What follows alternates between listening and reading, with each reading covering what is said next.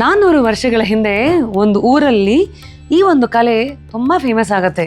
ನಾಯಕರ ಕಾಲದಲ್ಲಿ, ಆಮೇಲೆ ಮರಾಠರ ಕಾಲದಲ್ಲೂ ಇನ್ನೂ ಬೆಳೀತಾ ಬರುತ್ತೆ. ಕೆಲವ್ರಿಗೆ ಅನ್ಸತ್ತೆ ಇದು ಶ್ರೀಮಂತರು ಮಾತ್ರ ಅಫೋರ್ಡ್ ಮಾಡೋಕ್ಕಾಗದು ಅಂತ.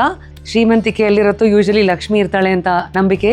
ಲಕ್ಷ್ಮಿ ಜೊತೆಗೆ ಶ್ರೀಮಂತಿಕೆ ಎರಡೂ ಒಟ್ಟಿಗೆ ಬಂದ್ರೆ ಏನಂತೀರಾ? ಹೇ, take a look at this. ಇದೇನು ನೋಡ್ತಾ ಇದ್ದೀರಾ? ಬ್ಲೌಸ್ ಪೀಸಲ್ಲಿ ವರಮಹಾಲಕ್ಷ್ಮಿ ಟ್ಯಾಂಜೂರ್ ಪೇಂಟಿಂಗ್ನ ನೀವು ನೋಡ್ತಾ ಇದ್ದೀರಾ. ಪ್ರತಿಯೊಬ್ಬರು ಮನೆಯಲ್ಲೂ ಬೇರೆ ಬೇರೆ ರೀತಿಯಲ್ಲಿ ಲಕ್ಷ್ಮಿನ ಕೂಡಿಸ್ತೀರಾ.